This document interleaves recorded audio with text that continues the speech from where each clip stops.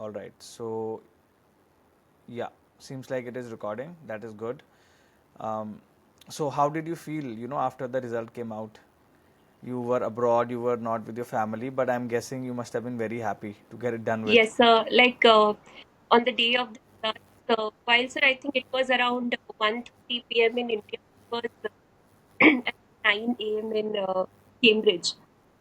So I had up at Hmm. around 5:30 because I had anticipated that by morning the results should be out. So I was quite sleep deprived by the time results were out.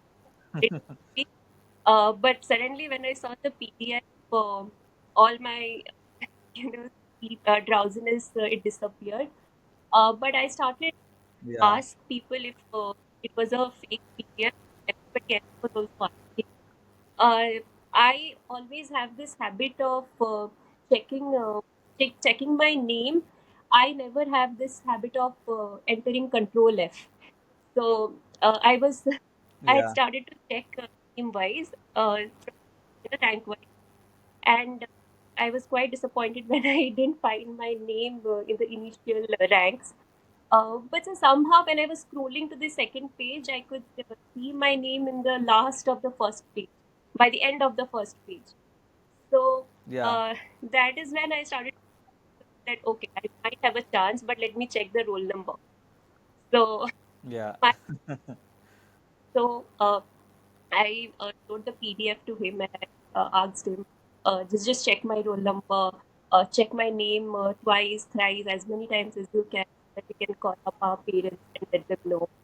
But my first reaction was to go and express my gratitude, my prayers to Lord Jagannath, who I really believe in. So I just Hmm. went. I just started praying to him and to I'm a very superstitious person, so I yeah. So that's what I did first, and then we called up our parents, and their reaction was also to ask us to check, Yeah. recheck, but said finally it's happened. And That's very yeah, nice. That's so good to hear. Yeah. I mean, thank you. see, it's not superstition. I think it's faith, more of, faith you believe. And I think that Yes, faith is very important in our life. But, I got a message, so I really, that made my day sort of, right? Because sometimes what happens is you, whatever efforts you put, and if someone reaches out to you and says that, it helped you out in a certain way during that journey of yours, so that was a very nice message, and that really kind of, so I thought, why not have a conversation with you, right? yes, Because you've now you've had this, you've gone through this whole journey in the last whatever couple of years, and now finally you are there. And I would also love to know about you, yes, because I think you have a very interesting and a very different background yes. coming into the IAS. A lot of people who've studied abroad, not necessarily come into the service. So that is something I would like to know about. So we will talk about all these things. We will talk about your preparation. We'll talk about your. I would like to go even, I would love to know about your childhood, sort of how you were brought up and how that contributed you getting here. Yes, sir. Obviously education is the most important part, right, of many of people who qualify, who get into the services. But like your parents, who was the motivation, all that, so we'll kind of get to know that. And I'm very sure, like, a lot of people maybe who are preparing, who are not here, who are preparing from abroad, maybe they can get to learn something from you. And even people who are preparing aspirants from India, they can obviously get to learn from you, right? And from your state especially, Yes, right? Because that is very important. I think Odisha definitely produces civil servants, but it is not a huge number, I guess, right? yes. Yeah, yeah. So I would love to know about that also, because that's quite, it's a small, wonderful state, but I would like to know about that. So first of all, like, how did you get here? Like, tell me about how you started your preparation. Before that, your studies. I would like to know a little bit about you, and what clicked in your mind that you decided to appear for civil services, because you were studying abroad. So tell me a little bit about that, the impact of your family. Like, was it your family that motivated you, or was it something, some experience that you've had that helped you decide that? Sir, I would say it's a mix of both. I have actually grown up in a big joint family. And my buddy Hmm. papa, he's serving in the judiciary. He's the judge of the Odisha High Court. So Hmm. from actually, so during childhood, I have seen him work in the government sector, and that quite motivated me. He, in fact, was quite instrumental in inspiring me to join civil services. He told me that the Hmm. opportunity to get to serve people here in civil services is it's quite profound. That.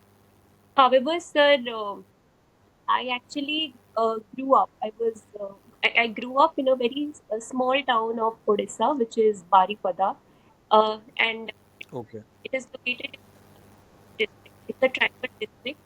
And sir, Hmm. the fact about it is that our honorable President of India also belongs to Mayurbhanj district. Oh wow, amazing. Yeah. So, growing up, I saw a lot of inequality in that place. When Hmm. I did part of my schooling from that place till class 5, and then I shifted to Bhubaneswar. So it was kind of a shock that Baripada didn't have a lot of amenities in terms of health, education.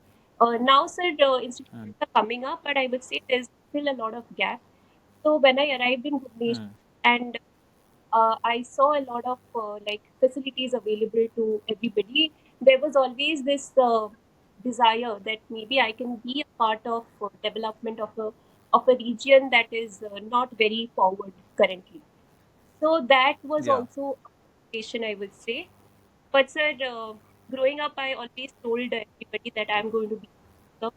Because sir, another thing I would like to mention is that I'm a very empathetic person. Like I used to always urge my father, my buddy papa, to give some money to maybe the anywhere I used to go, like maybe the guard somewhere, security guard, uh, so anybody that I thought was in need.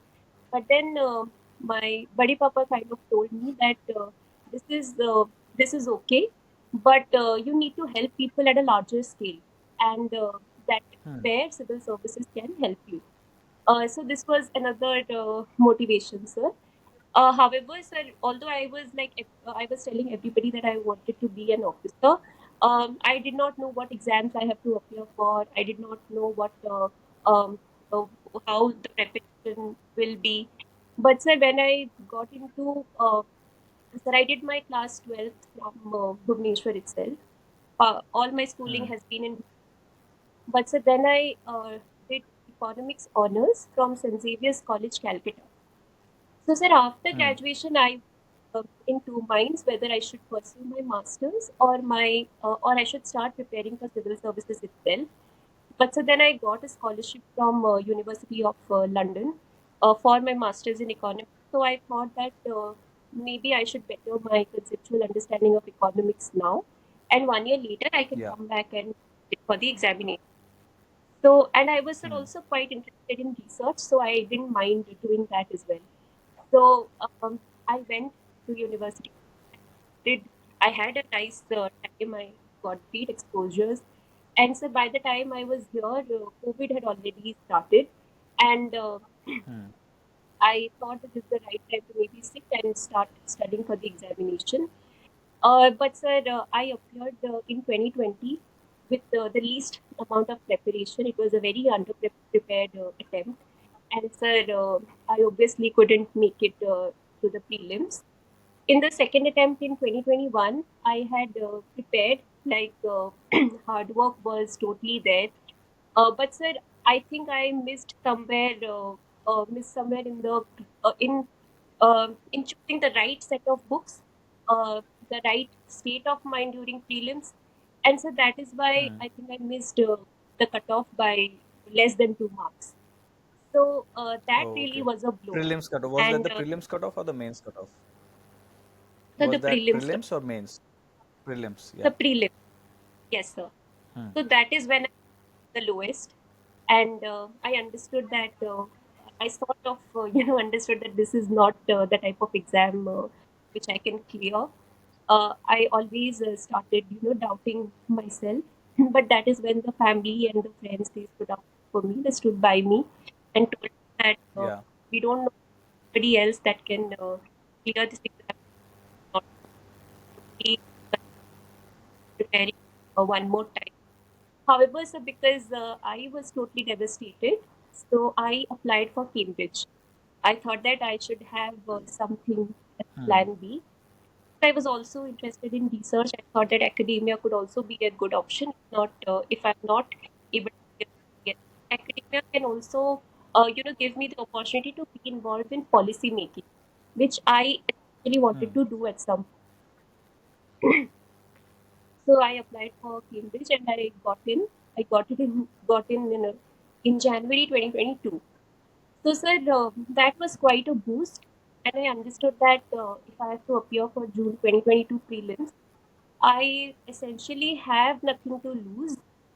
So I might as well prepare for the 2022 prelims with all sincerity and enthusiasm, and that is how I started my preparation again. In June 2022, I cleared prelims. After sir mains, I straight away went to Cambridge University to pursue my course. Yeah. Currently enrolled in that course, sir. By 31st July, I should submit my dissertation. So, and 31st July, coincidentally, our uh, academy training at Labasna also. So everything fell into place right time at the right time, and I couldn't be more grateful to. Uh, That's perfect. Yeah. So you'll be able to complete your MPhil now, right? Because you can now submit your dissertation. That's fantastic. That worked out really yes, well actually for you. So see what I have from your story, what I have kind of learned is number one, coming from a very a district which faces a lot of challenges, a place that faces a lot of challenges development wise. So I also come from similar background. I grew up in Dadri, and my parents moved all the way to a big city for my education, right? So how much they sacrificed or how much they moved. So I'm pretty sure that is also that your father moved and they took their entire family with them. It's not an easy thing to do, to move your entire family just for education of the children. So I think a lot of people will identify with you about that. I'm very sure a lot of middle class families move across distances or even send their children very far away, right, for their studies.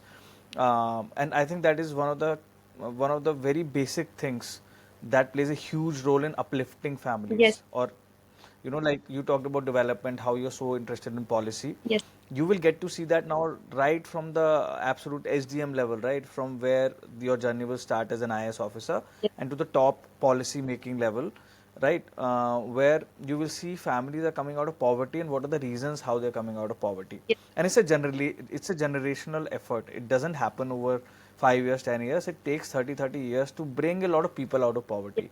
So that's amazing that you've had that experience, of getting education in. And I'm sure this exposure will also help you yes, as an officer, right? Because you've already been abroad, you've seen how systems and institutions work in other yes, countries and how we can kind of adopt some of them. yes, Of course, we have to have our own systems and you can adopt them. So that is great. Good to see that. So similar journey, even I went abroad for education and then I came back eventually, right? So yes, sir. very similar that way. So I'm very happy to see someone who's doing that.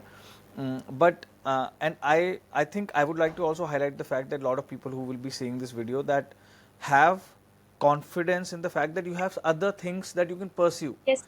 And in the future, policy making, anyways, is expanding in India Yes, because of sir. the vastness of things that we have to do in the upcoming many years, right? So those opportunities are also there for aspirants who otherwise should maybe get a master's, like you did get a master's and enroll into MPhil, right? But tell me how you handled those two things together, because that is difficult, right? Yes, Handling the preparation, even though you did not have the, like, first two prelims didn't happen. yes, Okay, first one you can take it out because you just appeared. yes, sir. So the first prelims didn't happen, but then you just made it to rank 42, I think, right? Yes, sir. So tell me about that. Like, how was your preparation? What did you do? And how did you juggle the fact that you were studying also and preparing also? Because that is very tough for a lot of people. Yes, sir. So first of all, one thing I think that you rightly highlighted is that people tend to believe that UPSC or the civil services is the only platform that can give them the opportunity to do something or to do contribute meaningfully to the society. I would say, sir, there are a Hmm. lot of avenues, and that was also one of my motivation behind pursuing an MPhil. Sir, if not UPSC, I would have been transferred to a doctorate in University of Cambridge. But I thought that after those 3 years, the kind I would like to go to an international agency or something where I'm involved in policy making, and those policies should be evidence based, should be based on data, should have excellent reach, and moreover, I believe that those work can also, uplift the vulnerable. And sir, that is what I try to tell the aspirants also. Don't just think that 100% your goal should be to clear the examinations, because if you somehow don't clear the examinations, this examination is, I think, somewhat based on luck itself, in the prelims at least.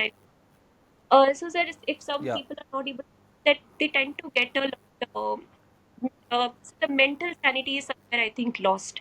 If they're not able to clear this examination, if they have already made up their mind that this is the ultimate thing that I want to pursue. In fact, I would say look for Hmm. avenues. Always think that there are a lot of ways with which you can help people, and they should definitely consider that. Um, so, coming to your question, I would say that I did enter into the world of research. So, thinking that crafting, so making well-crafted is the issue of today. But so with my experiences, I realized that India Hmm. has excellent policies, but sir, the implementational level is still at the grassroots, and we face challenges there, and that's where Yeah. administration works its work. So I was quite drawn towards executing policies and not just thinking one. And so that is why I enrolled in MPhil.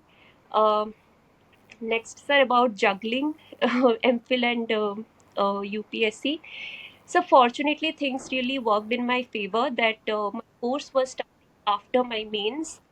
So thankfully, I did not Hmm. have to juggle UPSC and MPhil till my mains preparation. But so for the interview, I had to do a lot of coming back and going, and then coming back to prepare. So only during the interview I did face those issues.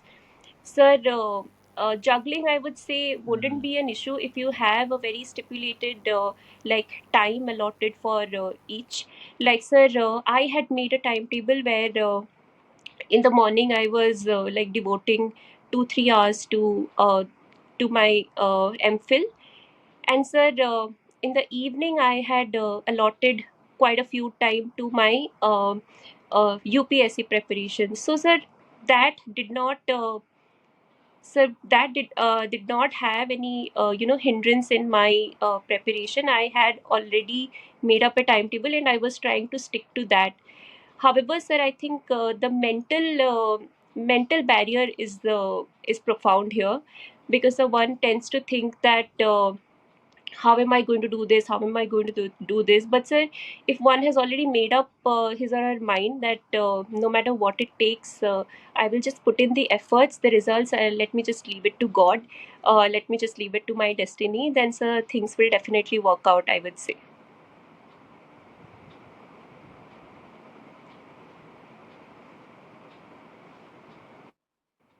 Hi. Sorry, I think I got disconnected. Okay, sir. Yeah, Yeah. Okay, I'm back now. So I think we were talking about you being how you were juggling those two yes, things. sir. So I think we can, yeah. So, sir, what I was saying is, so definitely juggling. So, thankfully, I did not have to juggle UPSC and till my mains, because my course was starting right after my mains. Only during the interview I had that challenge. So till Hmm. mains, I had quite a comfortable journey in terms of preparing for UPSC. But sir, right after my mains, I had to go back. So I had made a very nice timetable, and I tried to stick to it. So the first few months I was exploring Cambridge, and I was because the modules are also very tough. I was Yeah. like allotting quite a lot of time to my module.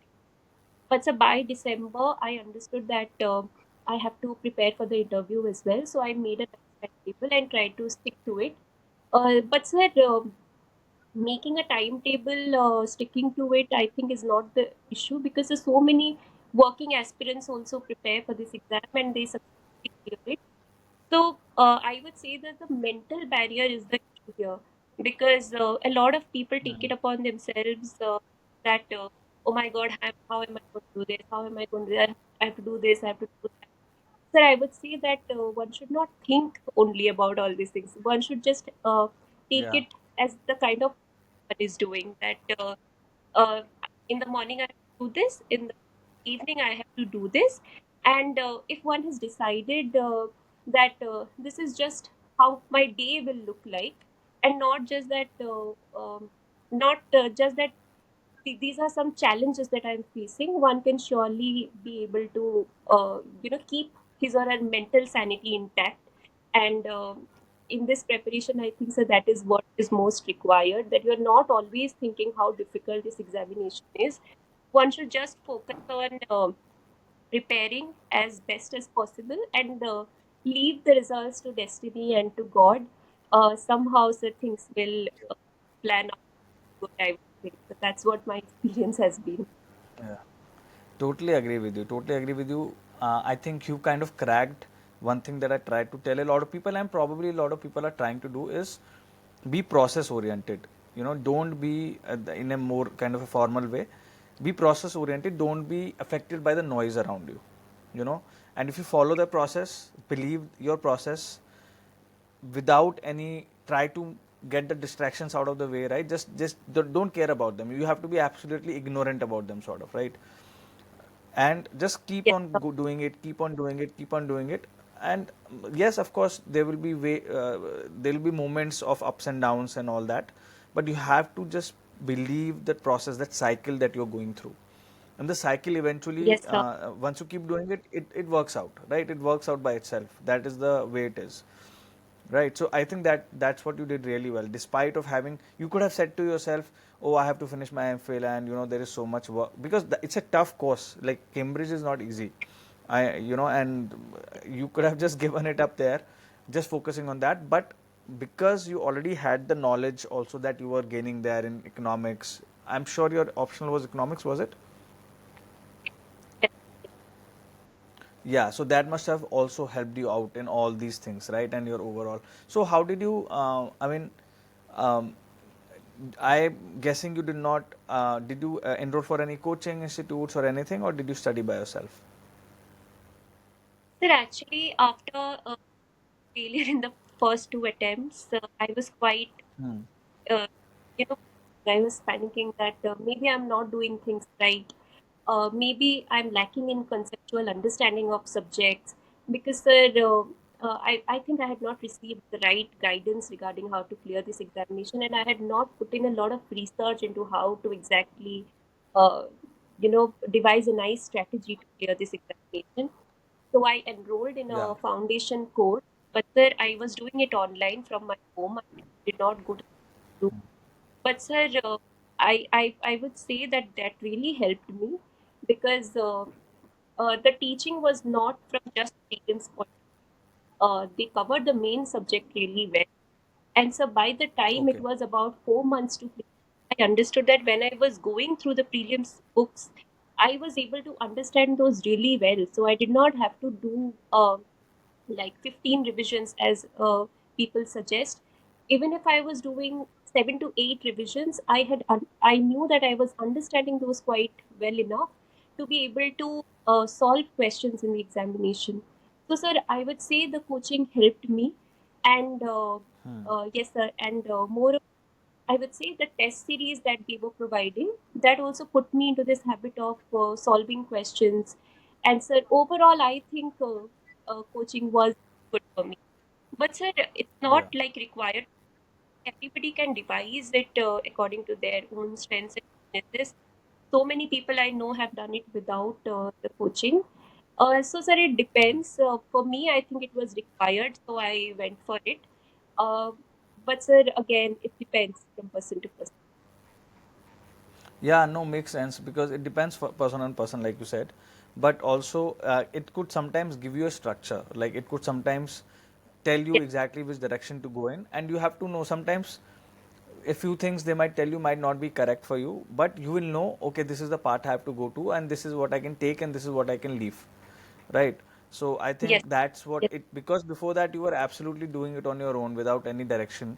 So I think that helped you to get yes, into the right direction, and you had some, because you were also doing your masters and all that, right, on the side. So you yes, needed sir. something to kind of keep you on in the right direction. So that's good. I think students should know that whenever they see it, there are different schools of thoughts on this. So some of them say no, Yes, it wasted my time. Some of them say it helped me. So I think whoever enrolls has to figure out whether it's right for them or not. But yes, test series, definitely. Test series, prelims test series, and mains test series are definitely required because they bring discipline into your routines, and you have to do a lot of tests in order to kind of get into the mindset of exam, right? So that is very, very important. But so you were yes, doing it all online though, right? You were not offline yes, sir. anywhere. You were not doing. Yeah, yeah. That's so. No, sir. Did you do a lot of? I did. Did you do? Yeah. Sorry, you were saying. Sorry, sir, I'm not able to hear you. You were doing, so I think my connection is not that great, but we will try to continue. You were doing all your coaching, whatever you did, that was online, not offline, right? Yes, yes, sir. Okay, okay, great, great. Apart from that, so now tell me, so how did you approach your? So I don't know what your marks like. I would like to know a little bit about, how you scored in GS, how you scored in economics, or how did you score in your essay, so that I can get an idea, and we can maybe wherever your strength areas are, you could give me some things on those. So starting with the essay, I have scored 115. Sir, I did not do very well in the essay because, sir, I think I had understood when I was writing the second essay that I had quite deviated from the topic. So the first essay, I think I wrote Hmm. it to my satisfaction. But so the second essay, I think I had misinterpreted it because it was a philosophical topic. I had somehow misinterpreted it. But yes, sir, I got 115. In sir, GS1, I scored 117. In GS2, I got 122. Sir, in GS3, I got a score of 89. And sir, in GS4, I got 120. In economics optional 1, I scored 1. And sir, in economics optional paper 2, I got 148. Okay, okay. So you got really good marks in your GS papers, right? Except three, I think a little bit less, and I think you got Yes, very good sir. marks in your even in your optional interview. I guess interview got 180 plus. You must have got. Yes, sir. I got 180 only, but uh, sir, I got the board of Raj Shukla, sir. Sir, was expecting more marks, but sir, it is what it is. Yeah, the interview went well, but surprised by the marks, was it? Yes, sir. It was really well. In fact, sir, after every answers, they were appreciating me. They were like giving me very good comments. So all the time they were telling me that you are an asset, you are an asset. But sir, when I looked at the marks, I was like, I should have. Uh, but it is what Got it more is. marks. I'm more than grateful for. It is. Yeah. Yes, sir. No, no, it is good. And no, but I like the fact that you recognize the fact that essay somewhere you went wrong in the second essay, you deviated from the topic. See, I always tell aspirants Yes, that the second part of this exam, the prelims, you could to some extent say yes, there is a luck factor, and this exam was horrible. Like I looked at it, it was a tough exam, no doubt about yes, sir. that. So, but when it comes to the mains exam, actually you will get the marks for what you wrote, most likely. Yes, 99.9%. Whatever you wrote, I'm not sure about how your GS3 went, because I would say that is your subject, right? Like economic development yes. and policy development. So maybe you went a little too academic in the paper and Maybe something like that, right? Because you have to be. Yeah, you have to be very generalized. So, Yes. like from your marks, what do you learn? Tell me, like, what are the few takeaways from my marks, and that maybe students or aspirants can learn. So I would say that my strong areas were the GS papers. So, sir, like what I did was because I was juggling between quite a lot of things at one point. So I kind of, concentrated on smart work. So I my initial aim was not to like complete everything that is in the syllabus, but sir, what I had made sure of is was that whatever topic I was like doing, I tried to cover it very holistically. Like, so if I am completing the society portion of GS1, then for every topic, I will have excellent definitions. I will have good examples. In fact, sir, I could also, if I can, think of some judgments, some committee reports. I also try to include those.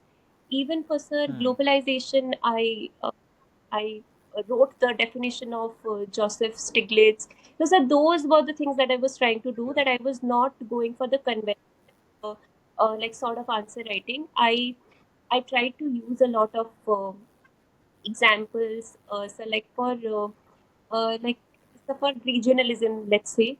So I knew at least 8 9 examples that I can include in my answers. So exactly for Hmm. geography. So geography, I knew that I have to draw India's map, and so there was this question on isthmus and straits. So during the examination, I was not able to recall more than 2 to 3 isthmus and straits. But so whatever I could recall, I drew the world map and I located those in the diagram. And sir, I came back. I understood that. I will be able to get nice marks because sir, I was doing things that the examiners wouldn't find in a conventional paper. So sir, that those are things I try to incorporate. If, in fact, sir, in the art and culture part for temple architecture, I had memorized how the Kalinga school of architecture looks like, how the Dravida Nagara school of architecture they look like. So even sir, in all the questions, I had some things that could make my answer stand out. I don't know sir what worked for me, but sir, I am guessing that those could have. So Yeah. similarly for GS2, whatever sir judgments, whatever committee reports I could think of, I tried to write those in my answer. So there was this question on environmental judgments, if I can correctly recall. Um, Sir, the question was just on judgment. So I mentioned one to two Supreme Court judgments because I was not able to recall others. But sir, in subsequent bits, I also mentioned some NGT comments, some NGT judgments. So sir, that Hmm. really must help me because in every point that I was writing, sir, if I have mentioned a subheading, then I made sure that the explanation that I am giving was not additional explanation of that point. Sir, Hmm. if I mention, let's say, electoral reforms in a subheading, then I definitely mentioned the Dinesh Goswami committee or the Indrajit Sen Yeah. committee. So, sir, that is how Hmm. I explained one. I did not really explain the subheading, but sir explained it through an example. And sir, another thing Hmm. I did was like if the question is regarding the positives of a certain thing, uh, sir, in ethics, we really have these quote based questions. So, those quotes, they ask us for a certain answer, like positives of this. So, what I did was I did mention one page at least I devoted to positives, 1.5 page, and in the end, I balanced it with this flow chart stating the negatives of that. That okay, integrity Hmm. is important, but some can also it can also backfire. And so I mentioned a few Hmm. examples. So in order to balance that answer, and sir, I ended it with a nice quote, any quote that I could think of, or maybe a nice example. So those things must have worked for me in the ethics. My preparation was solely based on examples. For every topic, I had like a nice definition. I had a few examples in mind, and I had a few quotes in mind. So those I had repeatedly revised definition, so that and sir, I had tried to write those in the tests itself, because sir, what we tend to Hmm. write in tests, that gets ingrained in our memory. So so Yeah. that is what I did, and sir, I think that have helped me, because sir, the ethics paper was unconventionally long this time. So, sir, because I had a few examples in mind, I was just hands were just going on. I knew that I can't stop, because sir, in the last 5 minutes I must have wrote an answer. So I knew that I can't leave one question, and for that I think so repeated revisions of these, especially for mains preparation, is very much important. So Yeah. No, no. I think you have pointed out some really good things. Do you remember when you come out of the exam, last one, your hand is shaking because you've written so yes, sir. much? Yes, sir. Because you don't stop and you don't want to leave anything, you want to utilize every moment. I still remember when I Yes, was writing my optional paper, it was such a long optional paper, and I had to go to the washroom, and I was cursing myself, why didn't I do this earlier? I have to like get out and go for 5 minutes and come back. Like, such is the intensity yes, because you give so much to it, right? But what I really like about your preparation is frameworks. So what you've done unconsciously or consciously, whatever, right? You've developed frameworks for everything. So your frameworks was examples for every topic that you're yes, studying. sir. You know the definition well, right? And then you know some quotes that you can put for ethics, etc. For geography, Yes, you had made up your mind. You will draw the diagram, and you will give some yes, sir. examples to show the examiner, right? So you Yes, sir. also like remembered some of the definitions by some famous economists or by some famous personalities of that field.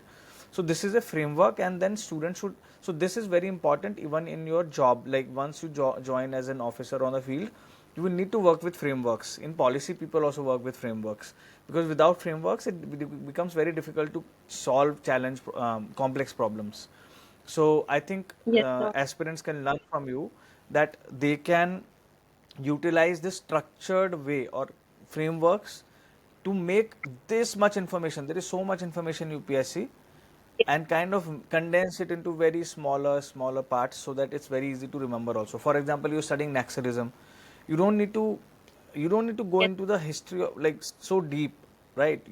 There are books on Naxalism, but what you need to know is what it is and where it started and what years it started and what are the main reasons and how Indian government is tackling it, yes, if there are any schemes, and know it on a map, कौन से states में where it is, right? That is good enough. And yes, yeah, know it on the maps. Yeah, exactly. So I think they should learn from you this thing because you were juggling so much. You were also juggling your studies. So your these frameworks really helped you to figure out your this thing. And I think so. I saw one of your copies just before talking to you. I think in Forum IS you had uploaded a copy of your GS3 or yes, sir. something. So you write in a very nice, like write very to the point, and and you give examples, like you said, electoral reforms ka jo exam, you don't want to repeat that point. You've already made a point. You don't want to Yes, sir. Yes, repeat it, so you give examples, right? Yeah, that really works. yes, sir. Yeah. Sir, in fact, So like you that is mentioned about yeah. that, like if I was studying this topic, Naxalism, sir, how to solve it, or what has government pushed for in order to tackle this problem of Naxalism? So there are, sir, there are some security related measures, some measures. For security Right. measures, these some schemes that the government has pushed for, like sir, the Samadhan doctrine. So, sir, those I think the key words really help. Even for sir development, Yeah. I remember I had read somewhere that the civil society organizations, they can really help in generating awareness. So, sir, what I did was I understood that if I write role of civil society organizations, that comes across as really vague. So, sir, I looked for a civil society organization in Odisha which was actually working in that respect. So I found this NGO peace process. So I tried to incorporate that in my answers. So, sir, but sir, again, this is the gradual process. I think I understood this way of writing just maybe 20 days before the actual examination. So, sir, I think constant learning with constant revision, one understands that this is the way to write an answer. So, Yeah. yes, sir, I just presented an example. Yeah, no, I and like I would also like to say at the same time that people who are watching this, that this like you figured this out just 20-30 days before the exam. That's completely okay because that will happen with everyone. Like Yes, everyone sir. will figure out their specific sweet spot at a particular point, right? And you have to go through this process. Like you can't skip. Like we can just give Yes, direction. Today, you being sitting on the other side now can give directions yes, and sir. give show a path, follow this path, but you have to go through the path. So a lot of times what Yes, aspirants expect is कि मुझे मिल जाए सब कुछ, मुझे feed कर दिया जाए, but you will not be fed. Like you have to actually chew the food and prepare the food, do everything yourself. So I think that is very important. So and you've done that entire thing. So like tell me a yes, little bit more about like policy, like you're dabbling into policy, very interesting field, right? And India has amazing opportunities for policy because poverty is still a yes, major sir. problem in India. In cities, we don't realize it, but it is. I have worked and you've seen your district. What do you think? What are the certain key things that you see happening in policy arena in India in the next 5-10 years? Maybe, right? And how do you think India should, like as civil servants, we should approach our decision making also in the field, because a lot of times we are always surrounded by firefighting issues. अभी ये problem हो गया, अभी वो Yes. problem हो गया. So any thoughts on this? I would love to hear that. So, first of all, I believe that poverty, sir, it has multifaceted dimensions. It can be related to healthcare, it can be related to education. But sir, I think for me, the most daunting aspect of poverty is food security. So I am very passionate about the issue of hunger. So I want to in a world where so no child, no person goes to sleep hungry. And sir, if we can somehow guarantee them food, then I think they will have better opportunities to use their own earnings in terms of the going for good care, good education, and everything. In the so government is already pushing for I think excellent reforms in this. It goes for schemes like Poshan Abhiyan, it goes for PM Matru Vandana. That it is taking care of the double aspects of nutrition and hunger. So, sir, that is, I think, that is going to show results in the next 5 to 10 years when we'll see that a lot of these people are uh, uh, are sir, having good nutrition, and that could bolster productivity in labor. So Yeah. this is I think will change in the next 5 to 10. Apart from that, sir, we can see that in the budget also, the expenditure on healthcare has gone up. So, so that this is changing. I would say, I would say even during the COVID, um, so this was tackled well, and so the fact that the social sector expenditure is gaining traction, it shows that administration should now definitely look into these aspects well. That in a district, in a small region, we do not just we can't ensure development by just its economic growth. So the growth has to be multifaceted. The growth has to be Yeah. we have to have good educational institutions so that everybody can access education. Sir, I get a lot of comments from messages from aspirants saying that I'm preparing from a very rural area and I don't have access to good educational facilities. So, sir, that I think I would like to work like in that respect. And sir, like I mentioned, the social sector expenditure has to be profound. So be it education, be it healthcare, be it skilling the labor force, there is an Yeah. employer-employee mismatch. So that also needs to be tackled, and so those are being pushed for by the government. So I think in the next 5 to 10 years, uh, we will have excellent policies. The only thing that we have to do is expand their reach. They should reach Yeah. every nook and corner of the country, and at the same time, they should be well targeted. Uh, there should not be problems of exclusion and inclusion problems. There should not be inclusion exclusion problems of beneficiaries. In fact, we should have proper databases, and we should have like databases regarding whether the schemes are reaching them. So these, I think, if the implementation part is tackled well, then India is definitely going to be an excellent path to growth. So we are already Yeah. eyeing for becoming a developed country by 2047. And sir, I think to achieve that, economic growth and development should be the key forward, and I'm quite hopeful that India is going to see that. Yeah, yeah, we will. See, what has happened in the, you definitely pointed out the right things. What has happened in the last many years is that we have formed a good foundation. I really believe that we are a very young democracy. 75 years is nothing. And when India got Yes, sir. independence, the illiteracy was so high. It was literally, just I think the 9 or 10%. The Yes, mortality rate was very very high. The life expectancy was very low. So overall, yes, sir. we inherited our country from the British in a very very very poor state, and from Yes, there till today we have built a foundation today. So now UPI, look at the UPI, you know how it is transforming the digital economy in India. Then you look at the health services. So I was talking to an IS officer. He came to the district, and he had worked there in the district 30 years back, and he left the IS after 25 years in the service, and then he joined the private. He has his own company, so he had just come back because he wanted to now do something for the district. So he came to me, and yes, I was posted there. He was like, I want to do something for the schools, and we were having conversation, and I asked him, sir, what do you think, like when you were there and today, how do you see any difference, or are we just, are we failing, or have something happened, has something happened? And he was like, no, there is a massive difference.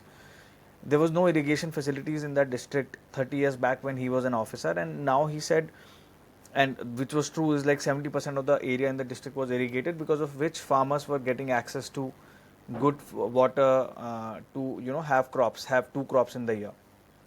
So things have come a long way, and these are, like you said, generational things. It takes time, but we have a good solid foundation. And in the next 5 to 10 years, we yes, invest more in healthcare, we invest more in education, we invest more in nutrition of children, we invest more in sanitation, we invest more in good security for women development. So all these things will eventually then starting producing exponential results. You were saying something. yes. Sir, I was saying that even it forms the kind of push we have seen, be it the production linked incentive, be it the Make in India, or the these are the industrial sector is quite a labor intensive sector. So it is going to subsume a lot of force as well, and that is going to raise the employment rate. So currently, the labor force Yeah. participation is not really encouraging. And so the push that the industry trees have received, I think that they could play a huge role in like covering the labor force in India. Sir, apart from that, I think the women labor force participation is again quite Yeah. not great. So, sir, if we can tackle that portion, like the women labor force participation, then, sir, it is going to tackle the double issues of women empowerment, as well as raising the overall labor force participation. So, like one thing Yeah. I would highlight, uh, in UK, sir, the women labor force participation is 75.3%, and sir, in India it is about 30%, I guess. So, sir, Hmm. the gap is everybody who even sir, the women in STEM. there are a lot of these people, Mm. a lot of the women who get into academia, they end up getting jobs. But sir, what happens in India is that by the time one has completed a PhD, a woman, she is made to feel like she is at an age where she should have a kid, maybe where she should get married. Yeah. So eventually, she doesn't end up getting into the labor force. She doesn't really end up getting Mm. a job in the academia or the. So, sir, these I think the patriarchal conditioning of people regarding women. So that also needs to be tackled. And sir, I think overall holistic development is the need of the hour. So, like you mentioned about sir, health, education, nutrition. Sir, complementing those should be these women labor force participation, or maybe sir, the industries, industrial reform. So those I think if Yeah. done well, India is going to see an excellent like phase of good Yeah. policies and good policy. Definitely, they all build on each other. You know, they all are dependent on each other.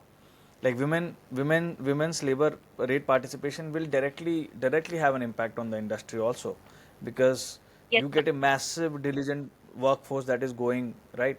And you rightly said, like in India, let alone you leave aside rural areas.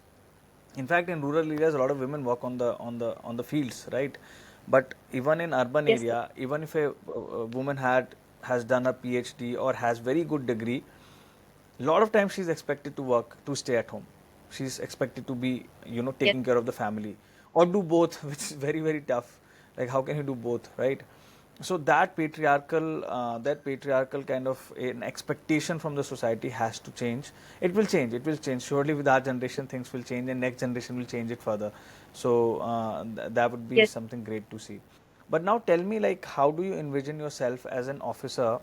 you know you have a long journey ahead of you, and you'll be learning a lot of things. But is there anything that you have specific in mind? Have you thought about it? Like, what are things that you want to work for, or what are the things? How do you see yourself as an officer in the next few years?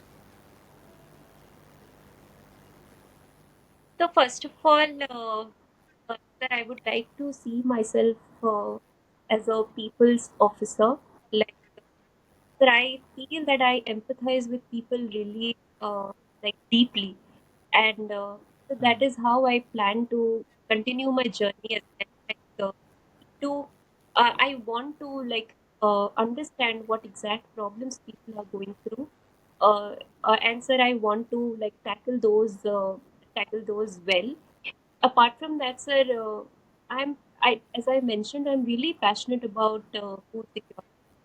The, Hmm. one of the most like things that one of the things that I really want to tackle is hunger, nutrition, especially sir, hunger. I would say this sounds very utopian at the moment, but sir, definitely by 2050, if we can create a world where there is create India where there is no hunger, I think Yeah. that's great. Yes, sir. So I am quite Yeah. passionate about it. But sir, I'm also interested in economic affairs, given my knowledge, given my conceptual understanding of economics. I would like to use my knowledge of economics, my knowledge of research, and try to incorporate them into policy making. So, the Department of Economic Affairs, it does those sort of work. So, I'm quite interested in Yeah. that as well. Apart from that, sir, as I mentioned, women and child, and sir, health and education for everybody.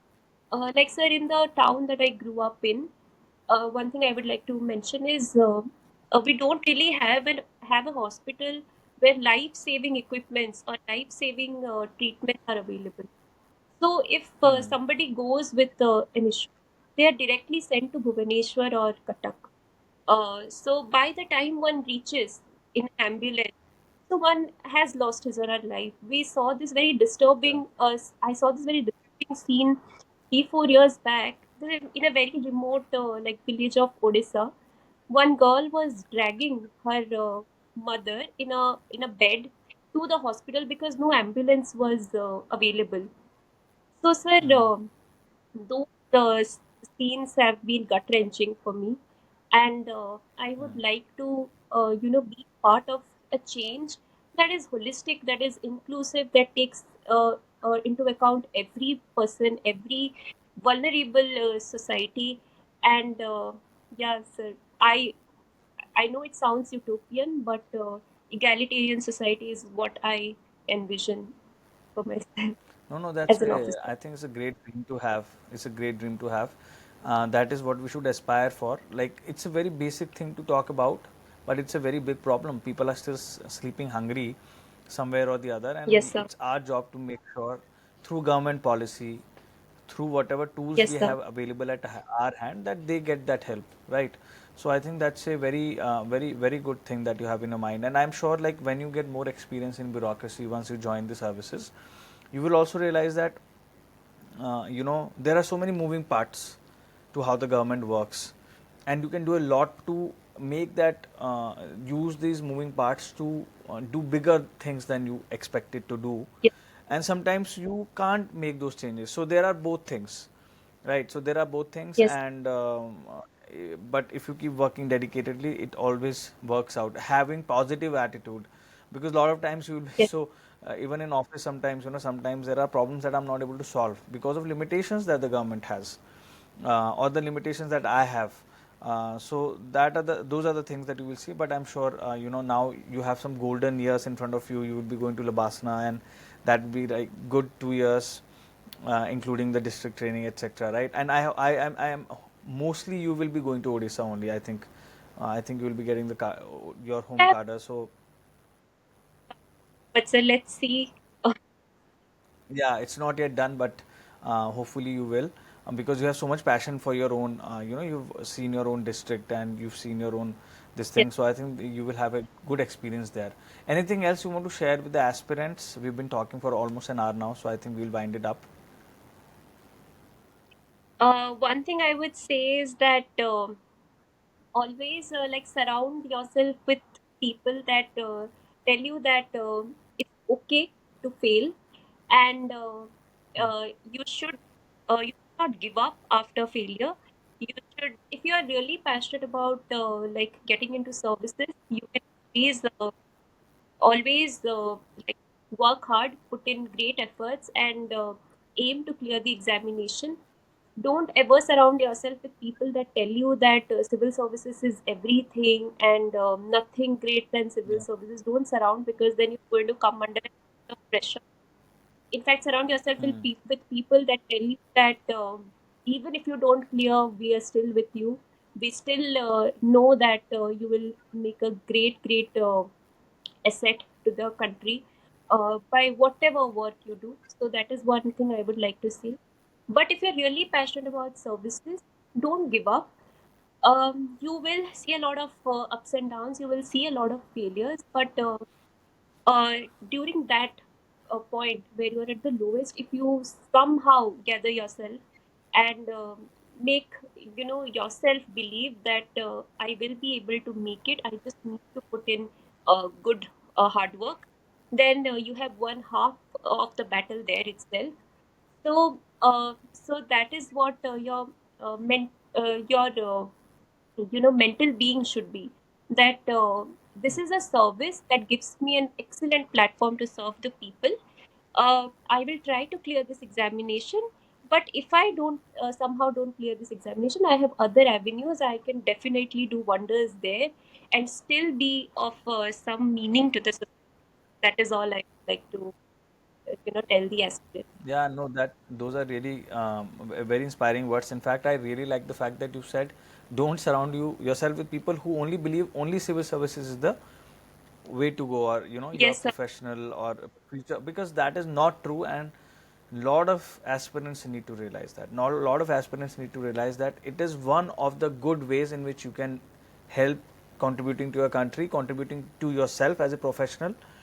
And there are a lot of other options available, and you are, I think, sort of a very good example of that, that you pursued your higher education seriously, and you've had that route which you would have taken if not this, right? And you would have still loved that route. So that is really good to hear. Yes. But it was so nice to talk to you. Thanks for dropping me the message, and I wish you a lot of luck, Thank best of luck. Enjoy your time in Labasna, And if there is anything I can do for Yes, you, please let me know. And sure, sir. the only advice I would give you as a just someone who's entering into the services is always have, listen to your heart, listen to your emotions, listen to your feelings, accept, like you said, you are an empathetic person.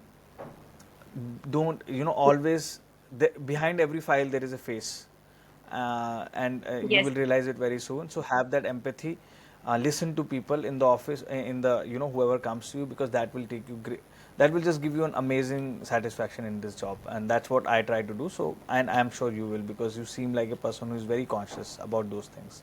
So best of luck, Pranita. Take thank, care. thank you Yeah. so much, sir. Yeah. Bye. Yeah. We'll end. Bye bye. Yeah. Yes, sir. Bye.